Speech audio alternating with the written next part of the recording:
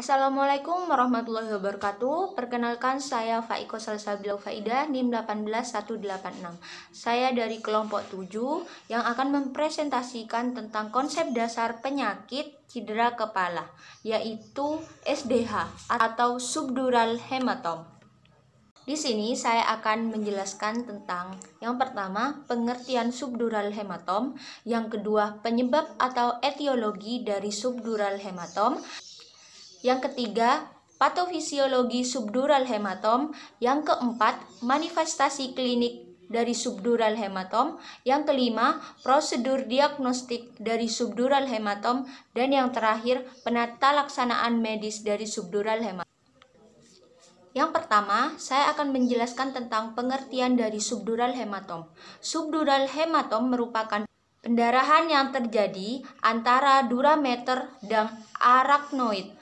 Biasanya, subdural ini sering terjadi di daerah frontal, parietal, dan temporal, yang lebih sering berasal dari vena.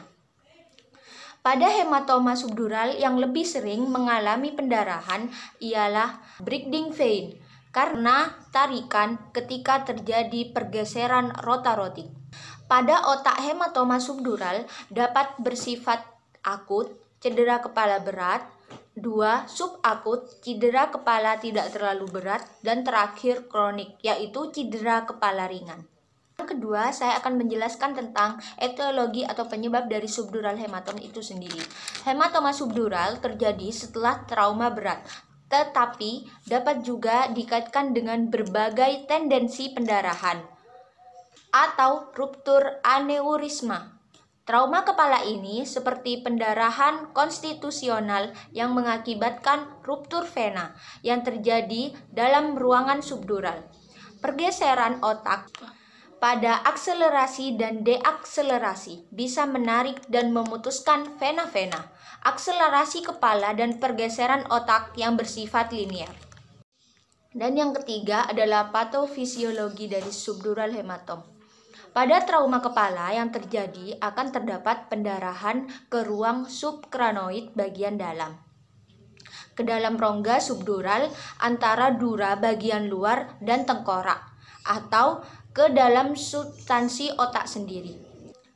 Putusnya vena-vena yang menghubungkan antara permukaan otak dan sinus dural menjadi penyebab pendarahan yang terjadi di subdural. Pendarahan ini terjadi akibat dari trauma kecil dan kemungkinan terdapat hanya sedikit darah di dalam rongga subkranoid. Resiko pendarahan ini biasanya akan terjadi pada anak-anak dikarenakan vena pada anak-anak cenderung lebih halus, dan pada orang dewasa dengan atrofi otak dikarenakan vena penghubungnya lebih panjang. Pendarahan subdural sering terjadi di permukaan lateral, atas hemisferium, dan sebagian di daerah temporal yang sesuai distribusi breathing phase. Karena hanya disebabkan oleh vena, maka darah yang terkumpul sedikit, sekitar 100-200 cc. Pendarahan vena sendiri akan berhenti jika tamponade hematom sendiri berhenti. Setelah trauma terjadi 5-7 hari, hematom mulai melakukan organisasi yang dapat terselesaikan dalam waktu 10-20 hari. Darah yang diserap akan kaya pembuluh darah, dan di situ akan timbul lagi pendarahan kecil yang menimbulkan hiperosmolaritas hematom subdural. Dan dengan demikian bisa terulang lagi timbulnya pendarahan kecil dan pembentukan kantong subdural yang penuh dengan cairan dan sisa darah. Kondisi-kondisi abnormal biasanya akan berkembang dengan 1 dari 3 mekanisme tersebut. Terdapat 2 teori yang menjelaskan tentang patofisiologi dari subdural hematom itu sendiri. Teori yang pertama yaitu teori dari Gardner yang menjelaskan tentang bekuan darah akan mencair dan akan meningkatkan kandungan protein yang terdapat di dalam kapsul yang terbentuk akibat subdural hematoma. Dan selanjutnya akan terjadi peningkatan onkotik di dalam kapsul subdural hematoma tersebut, sehingga tekanan onkotik yang meningkat akan mengakibatkan pembesaran dari pendarahan tersebut. Tetapi teori ini memiliki kontroversi karena ternyata penelitian didapatkan bahwa tekanan onkotik di dalam subdural hasilnya normal yang mengikuti hancurnya sel darah merah. Teori kedua menjelaskan tentang pendarahan yang berulang dapat terjadinya pendarahan subdural kronik yang memiliki faktor antara lain angiogenesis yang dapat meningkatkan terjadinya pendarahan subdural kronik. Karena disebabkan angiogenesis sendiri memberi bantuan dalam pembentukan serta peningkatan vaskularisasi di luar membran atau kapsul dari subdural hematoma tersebut. Level dari koagulasi, level abnormalitas enzim fibrinotik, dan peningkatan aktivitas dari fibrinotik dapat menyebabkan terjadinya pendarahan subdural kronik itu sendiri. 4. Saya akan menjelaskan tentang manifestasi klinik atau gejala-gejala yang timbul akibat subdural hematom. Yang pertama, pada subdural hematom akut. Yang pertama, gejala yang timbul pada penderita subdural hematom akut akan timbul sekitar 3 hari ke depan. Yang kedua, gejala terjadi pada cedera kepala yang lumayan berat, sehingga mengakibatkan perburukan berlanjut pada penderita. Yang ketiga, pendarahan yang terjadi tebalnya kurang dari 5 mm tetapi melebar luas. Dan yang keempat, secara klinis dapat ditandai dengan penurunan kesadaran pada penderita, disertai dengan adanya lateralisasi sehingga berupa hemiparase atau plegi. Dan yang terakhir, jika dilakukan pemeriksaan radiologis seperti CT scan dapat berupa gambaran hyperdense yang menyerupai bulan sabit. Dan gejala yang terjadi pada subdural hematom subakut, yang pertama adalah gejala akan berkembang beberapa hari setelah terjadinya trauma, sekitar 3 hari sampai 3 minggu ke depan. Yang kedua, subdural hematom subakut, pendarahan biasanya lebih tebal, tetapi belum berbentuk kapsula di sekitarnya. Yang ketiga, gejala yang terjadi setelah adanya trauma kepala akan menyebabkan ketidaksadaran, diikuti dengan perbaikan status neurologik secara perlahan. Yang keempat, dalam jangka waktu tertentu, penderita subdural hematom subakut akan memperlihatkan tanda status neurologik yang kian memburuk. Yang kelima, penderita akan mengalami kesadaran menurun secara perlahan dalam beberapa jam.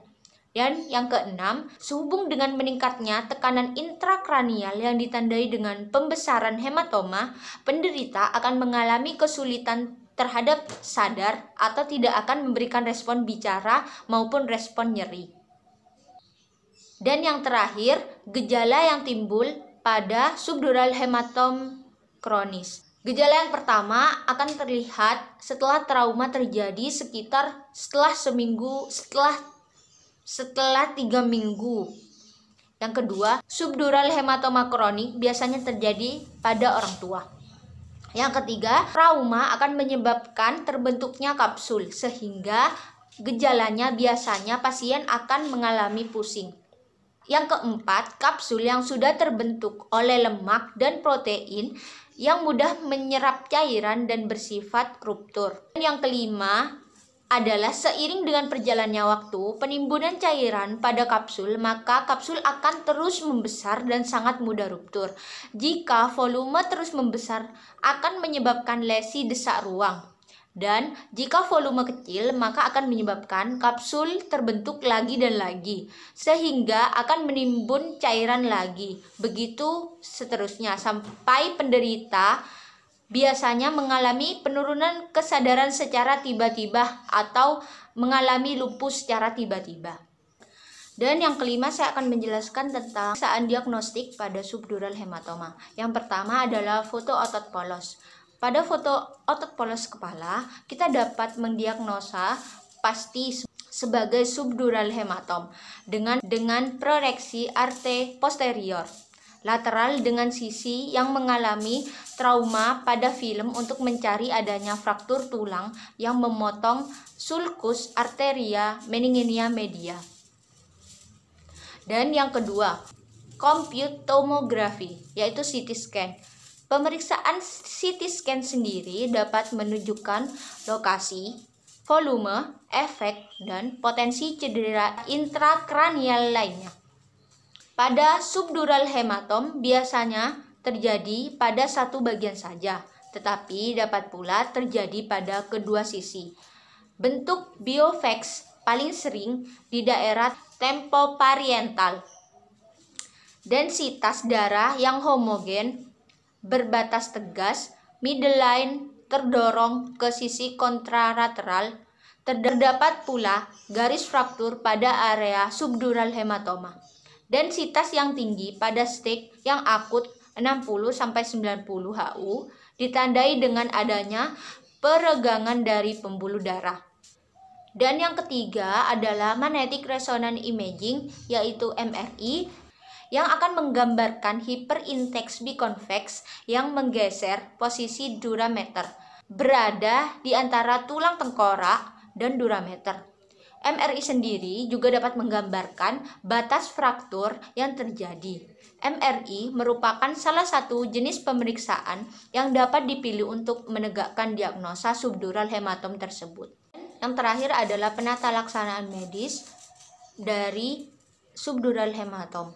Yang pertama, kita harus berasumsi bahwa seseorang mengalami cedera kepala juga kemungkinan besar akan mengalami cedera servikal, sehingga kita harus berhati-hati dalam penanganannya. Di tempat cedera, pasien dipindahkan menggunakan papan. Posisi kepala dan leher dipertahankan sejajar dengan sumbu tubuh. Pasang koral servikal dan biarkan sampai diperoleh hasil pemeriksaan sinar X servikal sebagai pembuktian tidak adanya cedera yang terjadi pada servikal.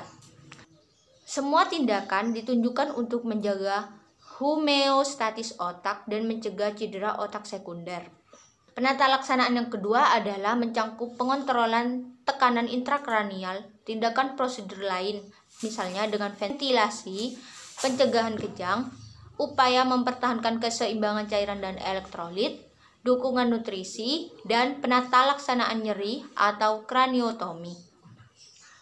Dan penata laksanaan yang ketiga dan yang terakhir adalah meningkatkan tekanan intrakranial dikendalikan dengan oksigenasi yang adekuat, dukungan ventilator, hiperventilasi, evaluasi kepala tempat tidur, mempertahankan keseimbangan cairan dan elektrolit, pemenuhan nutrisi, penanganan nyeri dan ansietas atau bedah saraf.